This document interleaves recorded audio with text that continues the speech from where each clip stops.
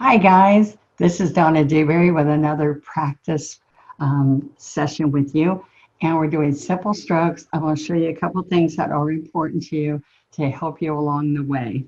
So I don't know if this is your first class or or many classes into it, but this is what I wanted to share with you. I'm using multi-surface paint. Now it's FolkArt multi-surface, and we're different than other paint companies. And I also want to share you that this has a sealer inside. So when you base coat your canvas before you paint on it, with this paint, you have a nice finish. So if you don't like something, you can take a terry towel and wipe it off. Also, it goes on glass, metal, ceramic, mirrors, wood. There's many canvases. There's many things you can paint with our paint. All right. So the other thing is we're using floating medium. So when I don't want water with my technique, I need with the one stroke technique, you need thick paint or thicker paint. And so it blends and shades and highlight in each stroke. So I use floating medium when I want it to go smooth like butter. So I'm going to show you how to load it today, like I do in every lesson, but the floating medium looks like this. It used to have a label that was more like this, and we do have this in 8-ounce, which I just showed you, and 2-ounce. All right, and that's on onestroke.com. Now, I really love that you guys have been showing your practice stroke sheets on the Facebook group. That's Donna Dewberry's official one stroke group. So come join us. Now, this is a lid that goes on a double loader. So if you're saying, what's a double loader? You can take and squeeze your paint out. You can dampen the sponge, put it down. You can even put a copper penny here if you can find one. And what that will do is keep it from molding, a wise older woman shared with me. And then you can also pop these into these notches to close it tight, and it'll pop. All right. So this is the paint that we're going to use today. I put the medium in the middle. See, there's medium. This is baby blue, cobalt blue. This is a magenta, white, wicker white, and daffodil yellow. Now what I do after I squeeze it, you can tell the white was a little softer. I could go like this and pat down, it was noisy, so that it squeezes into where I want it to be. I'm using scrapbooking paper. It's slick and nice, all right? And it doesn't matter what kind of scrapbooking paper. Somebody said I was a little busy on one of mine, so I did a more solid one. I can either be using my signature brushes, the Donna Dewberry signature brushes, or they're the FolkArt One Stroke brand, and then my FolkArt One Stroke standard brushes. All right, good, better, and best. These are good. These are better, and these are the best. All right, so we have some just craft brushes that we sell on our site too. But if they have the one stroke name on them, the bristles are perfect. Other parts of the brush might not be quite the best standard. The best as this being the best, okay? But they're good standard, all right? So let's get started. I wet my brush first, and then I lay it down on a paper towel, and then I'm ready to load. So I'm going to use a 12 flat, and we're going to do rosebuds. So I'm going to take this 12 flat, and I want my rosebuds to have more magenta than white. So instead of splitting in half, I'm going to put the brush down and get 2/3, 1/3. I picked it up, and then I'm coming right here and not splitting it, and I'm going pressure hard, back and forth, because all I'm trying to do is work paint into the bristles. See, it's in the middle, so it holds the bristles together, okay? So I'm going to pick up some more. All right, now this time I don't push as hard, and I'm getting paint on the surface of the brush. All right, so this is the key. This double loader is called a one stroke Donna Dewberry double loader, and it's got the lid and the sponge and a lid for here, which I don't know where that is right this minute. All right, so if you put the lid on here, it won't spill all over. This is a wonderful tool for when you're using fabric paint or color shift because it flows and covers the plate and runs into each other. So this will actually save you paint. So you don't have to keep getting new paint because it's ran into each other. All right, but it's perfect for a double loading process. Now, every time I need more paint, I might come right here and just pick up here. Okay, now if I need medium because it's dry and you know there's a lot of paint on here, so why would it be dry? With the single strokes, you usually don't have to use a lot of medium depending on your surface, okay? So I would dip straight into the medium very gently, and then I go 1, 2, 3, and I'm ready to go.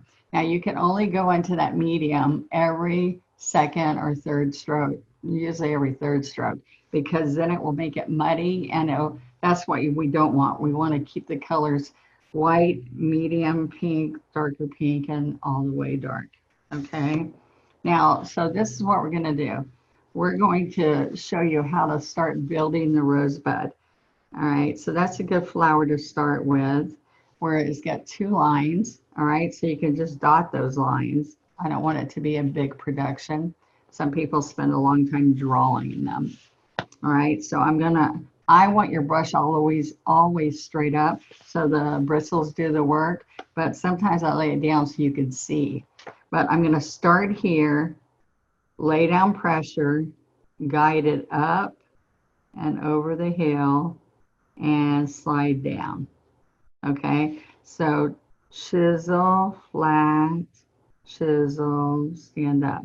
Now, this is what many people do after they go away from me, and then they, even on the worksheets, after they leave the worksheet and go to a practice, they do this, they turn it. All right, that means that your line would be there and there. But our lines need to stay here and here. So I challenge you to even turn off the video and practice these for a few minutes. So it's like, and my workbooks, my stroke study workbooks, skill builders actually, I start here and I go up, and here's the H, the cross and the H, and then I come down. All right, so if that helps you, you make an H. I'm gonna dip just the white, I just need white. I'm gonna put it here so you can see me. All right, so one more time, I slide up, push down, come over and stand up. And you notice my thumb's holding it, we're not turning it and twisting it, okay? So this is what I want to share with you. This is what many people do. They come up and over and down, and then when they put the U, they go like this, and there's a hole. All right, so we don't want that, and we don't want this. Okay, now watch, I dip the white and I stroke the pink. I might stroke both. Okay, now I don't like all of this hanging over here, but I can just go back over this. I was trying to keep the brush straight.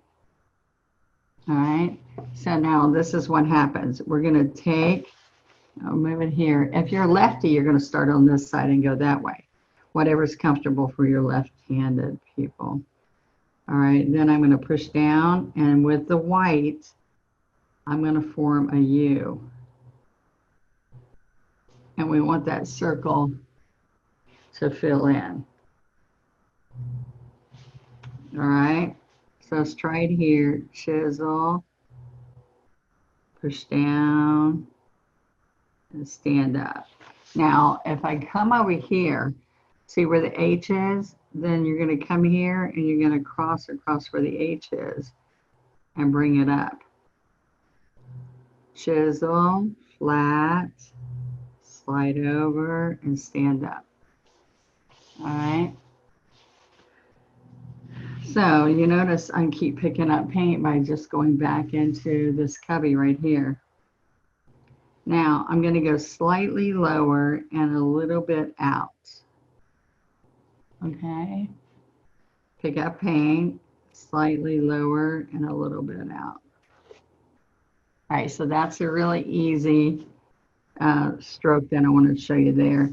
Now, some people come like this, and they have a long rosebud. So when I'm sharing with you that I want to stay up here, it can be slightly wider, a little bit, and another little bit, and you can even stop in the middle, or you can come all the way across again. I'm going to do it over and over so you see it. Or like I said, go practice, come back and watch it over, because there'll be something after you personally tried it that you'll see, oh, I didn't see her do that. All right. So let's try that first, because what I want to show you next is I'm going to dip into the yellow and I'm going to work this in.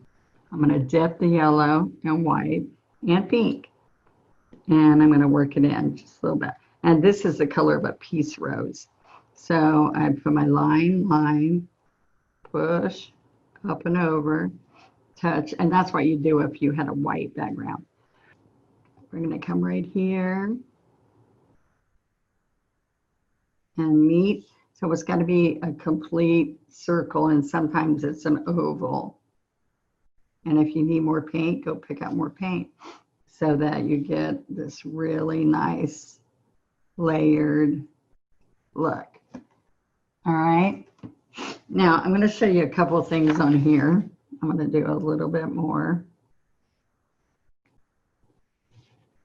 All right. So up and over, then a U, another U, and another one. And now the daisy stroke that I taught you guys, that daisy stroke, I can then come here and slice a daisy stroke this way. But when I'm doing this, I'm lifting up the pink and just dragging the little color afterwards. Okay, so you're just doing layers. I'll do that one more time. 1, 2, see how I'm going side to side? 3, and I could do a 4th one under here. Hi, are you having fun during this video? I have something to remind you of. Floating medium is what I use instead of water. So get your floating medium. It will make your painting better, I promise. It makes it feel like butter when you're stroking.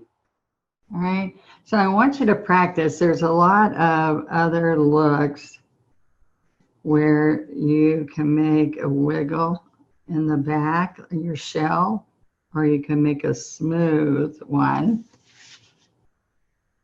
Then I can come in here tight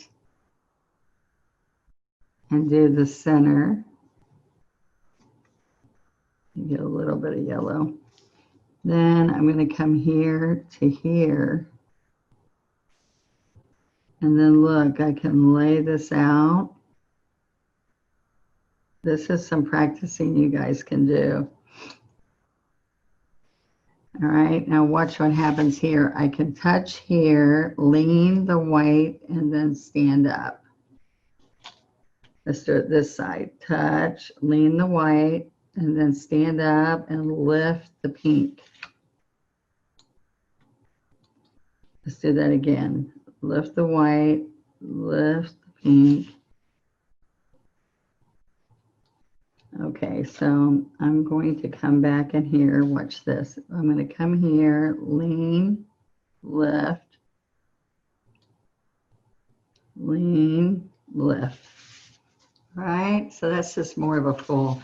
Now in my skill builders, the skill builder lessons, we have a whole book of worksheets.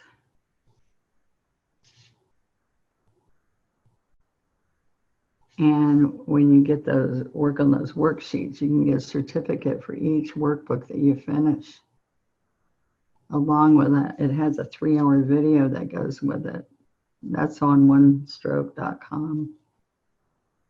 And this is the first lesson we work on these roses. So how to get them done. And go there and work with them. All right, so before I put some leaves on there and show you how to make that happen, hear me raking? You rake on your basin. Let me make sure you see this. It's a very dirty basin, sorry. This end is where I lay it if it's with paint ready to go. And here, there's a rake, and you want to rake to make sure you get the paint out. And it looks like I didn't do a good job when I cleaned up getting the green out of this. All right, but I can use Murphy soap oil or other brush cleaners that we have. We have Brush Plus that you can get that out. All right, so let me show you really quick how to do the blue and white. Instead of blue and white, I did cobalt and baby blue. Okay, so I'm going to do the same thing. I'm going to touch, touch, up and over and down. Now, because this isn't white, I was starting with white, so that's why I put out the color. I can just keep coming over here and use that blue, but I can also take and dip over here into my white on the light blue edge. And light blue, white, and work it in. Okay, up and over. Then I'm doing a bigger one. This is still a 12. And there we go. All right, I'm going to restroke this. That's the beauty of it. You just pick up fresh paint and restroke. All right. Now, what I'm going to do now, keep these brushes clean and make sure that the paint doesn't dry in the ferrule. When it dries, this is the ferrule. When it dries right there, then you get a fuzzy tip. We need it to be nice and sharp. Okay, so what I didn't do is get my green. So let me get the green really quick while you're practicing. I wasn't planning on putting leaves here, but I want to show you. All right, so I'm going to go next to my sap green and yellow, and I'm going to grab these two. That yellow is pretty thick. All right, and I'm going to grab some white. I might use the citrus green, but since I have this here, I'm going to use that. Okay, there we go. Now let me show you what happens. I'm also going to use like a 6 flat. I can use an 8 or a 6. Let's see. All right. What's going to happen with this, the small brushes will wear out faster, the chisel of it. So you'll find yourself maybe having to clean those up quite often and even getting more small brushes, because they don't hold up as long as the big brushes. All right, so let me show you what happens here. On these, I just put a little single stroke leaf underneath.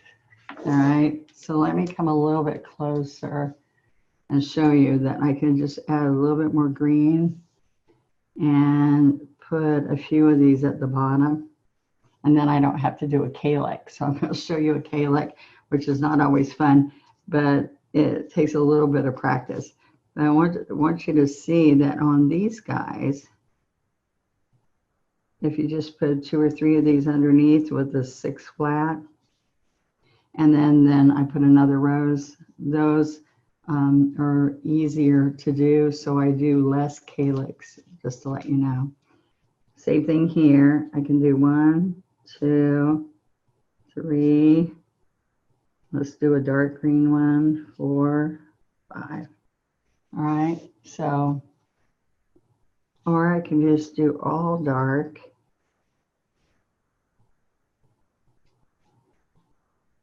Or all light. Okay, so those are some that I do. Now I want you to see that I'm going to do, the reason we don't, this one's a bad one too, so I'm going to not do that one. I want you to see that I'm leaning right here at the bottom. I lean down like I'm going to do a daisy, and then I follow it around. Oops.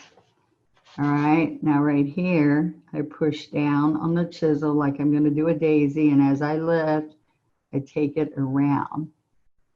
And then right here in the middle, I push down and stand up. All right, now I'm not saying that that's easy. That is a little bit more difficult. It's not really difficult, but I'm more often than not don't like my results. You can also push down and pull the one that's fallen down from the rosebud. And then I do a rose nip right here by pushing hard and standing up and pulling my stem down. Okay, so let's go over this again. I'm going to get a little medium because that yellow is really thick. Okay, so I'm going to, I can push also with the light in the back and stand up, push and stand up, push and stand up. Now what I want you to see, I'm going to put the rose nip here, and my little finger pulls me. As I'm pulling down, my little finger pulls me. Okay, but what I want you to see is that it's just this stroke and you're standing up. All right, now this is what most people do wrong on the rosebud, is that they'll go this way and then one in the middle. That doesn't look good. All right, so this is what you're working on. You want to go one, push and head this way. So see, I'm heading that way, but I immediately, when I lift, come around. All right, so you got to practice that. It's not, that one isn't as comfortable. I can show you another using a liner. I never let anybody do this, but now it's kind of a cute that these are small. All right, so I'm gonna get my green with a little bit of water, roll the brush, and I normally streak through this yellow, but it is thick. I don't know, I must have had it around here for a long time. Okay, so you don't want it thick. All right, so I thin greens and then the white. Okay, so now what I'm gonna do is I'm gonna push this down, and then it's easier to come up. Push down and left, and then push down and short in the middle. All right, so that's a lot easier, I think, for you when you're starting. All right, so here we go. We're gonna push down and cover all those little edges and come up. Push down, lay it down. I do that on the butterfly for the body, and I come around, and then I push it down, and I can make a little curly one there. I can also lay it down and come off of that. All right, I'm gonna do that again. Okay, did you see me? Inky, thick. All right, so look, I push and lift as I come around. Push and lift as I come around. And then push in the middle and stand up. Okay? And if you want more white, you can just add more white on this one. There. All right? So that's pretty easy. That's your script liner. All right, so what do you think? We've got blue roses, and we have same thing with a purple rose. A yellow rose should be yellow ochre. Yellow ochre, and then some daffodil, because then it's dark enough to see shading. All right. And if you're brand new and you think, I want the white on the inside, when I'm doing a rose, I want to show you that one last thing because it's a good lesson for people who don't understand that we need the dark on the inside to get our shading so you see depth. But I have many people who want to do, let me get it going here, who want the white, like a white flower with a little bit of pink. Well, we can't do it traditionally like we do it. All right, and so they will make the rose like this, or the rosebud, and then they come in here and they like the look, but something's missing. And what's missing is you can't get depth. All right, so it doesn't have any depth in the middle without a lot of floating. So, oh, and we can do that and show you that later, but this is what I want you to do. I want you to practice doing it with the white always, whatever color you want. Make sure the white's on the tip. I just want you to see the difference that when we start putting a layer in here, see, you have depth, but I have no paint. See that? We can get all kinds of shading. You can tell when you need more white. Okay, so you can see down into it, and it looks, there's depth in it. All right, I think that's enough lesson for y'all to practice. Lots of practicing there. So go paint, paint, paint, and please share. We'd love to see your progress, and it inspires other people, especially if you say, I've only painted a week, or I've been painting for only 4 weeks, whatever. Or you could say, I've been painting a long time, and these are the things I've had struggles with. So thanks for, giving us the strokes. Let me know what's important to me. Thank you. Have a great week, and practice, practice, practice.